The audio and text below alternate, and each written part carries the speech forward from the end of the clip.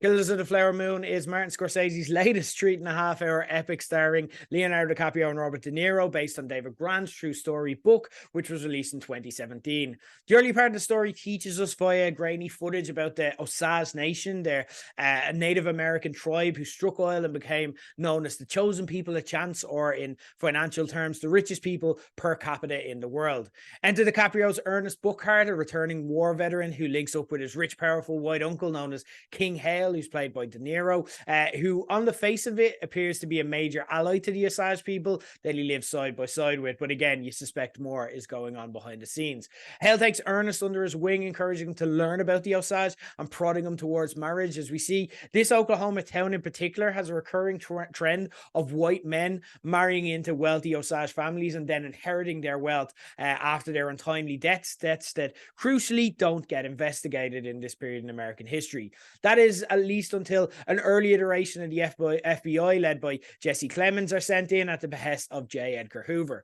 On the face of it, my concern was, despite Scorsese having the likes of The Last Temptation of Christ and having successfully tackled history before on his CV, beyond the leading actors, it didn't seem on paper like the type of project that he excelled in. So I was worried that it'd be a bit of an experiment, and kind of when you go to see a Scorsese movie, you want to see a Scorsese movie, and I felt maybe this wouldn't be it, especially when it's 3.5 hours. That's a big commitment to take. I can now reveal that those fears were instantly allayed, because this has an unmistakable Scorsese vibe to it, right down to the score, which lurks in the background and somehow manages to blend traditional period music with an almost dad rock-like quality we know the legendary director for. It sounds and feels and looks like a Scorsese movie. Like there's just this recurring kind of bass line that just plays throughout, and it's just like it makes the movie go by for such a long epic movie, which of course I feel with The Irishman, Scorsese has gotten wrong in the past and kind of mistimed and misjudged them. I feel like he's got this right. This doesn't feel at any stage like a 3.5 hour movie. And the story itself, you can kind of see that at its core is actually right up Scorsese's alley. It's about that timeless American white greed, which is what Scorsese actually, if you think about it, even though he's kind of veered towards the mob life and so on, but he can actually tell this story very well. He trades in kind of making us live in that vapid, empty hole of excess that those in power will protect with often excessive and callous violence. And again, when you kind of look at it that side, it's like, oh yeah, this is right in Marty's wheelhouse. DiCaprio plays slightly against hype here, but it really works. From the moment we meet him, he's young again, which, you know, it tends to just be the people he dates more than anything. He's also unflattering with dirty teeth. Again, just not the Leo we're used to expecting. He's easily led and he's ignorant. Meanwhile, aside from sometimes inconsistent accent work, he finds it very hard to not be Robert De Niro at times, but he is the De Niro that only Scorsese can get these days, and he isn't in paycheck collector mode, which sometimes with these projects with Robert De Niro in his later life, you've kind of felt that he has. But no, this is the one that you've come to see.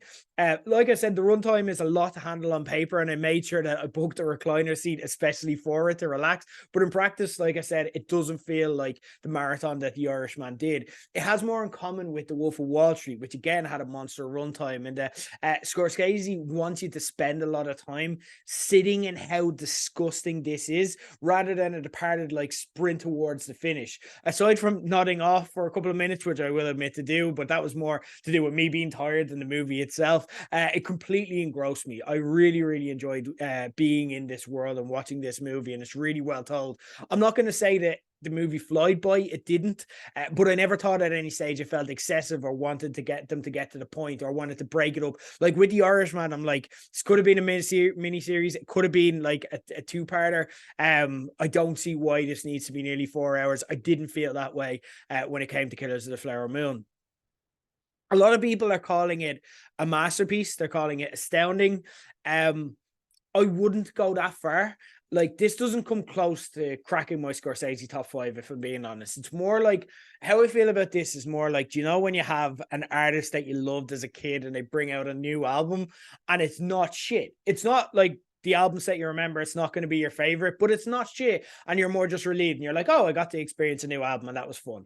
It's not perfect though, by any means for me. Some of the dialogue in this is inaudible as actors kind of mumble in southern drawls. And the choice to have like long streaks of dialogue in Osage, but not have subtitles for them, it doesn't seem to serve any purpose. It comes across as a bit self-indulgent. It's like, no, we can hear, like, we can pick up what the gist of the conversation is from context, but again, there's no reason for us not to experience the dialogue. And like, part of that is because obviously the people speaking in Osage are the Osage people, and for me they're also incredibly underdeveloped. I've seen some criticism of the movie that it's a bit of a white savior movie, and I really disagree with that. I do get why Scorsese chose to focus on the white people, because the story here and the headline grabber is how disgusting the white people's behavior was in trying to sneak in and rob people, and how when you get down to the down and dirty of how they just were so callous with human life, just because there were people that didn't have the same skin color as them, and like kind of the decisions they made and the cost, the human cost that had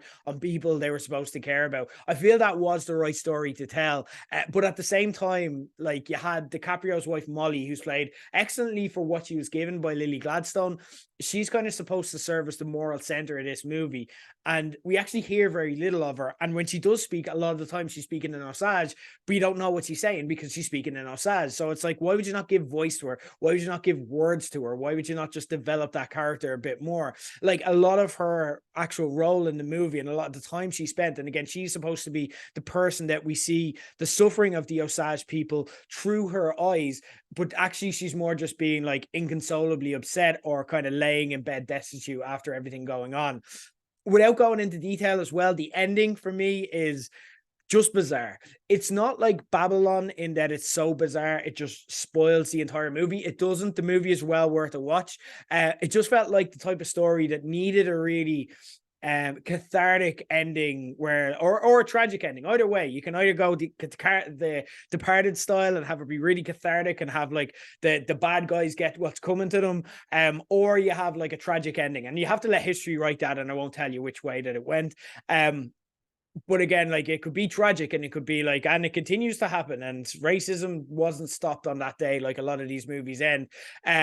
But it hadn't either, to be honest. Like, it just felt like Scorsese ran out of story here, so then just convoluted a way to wrap it all up that was totally disconnected from what came before. But like I said, it didn't ruin the movie by any means. This is a fucking movie. It is excellent, and it hits a lot more than it misses. I really enjoyed it.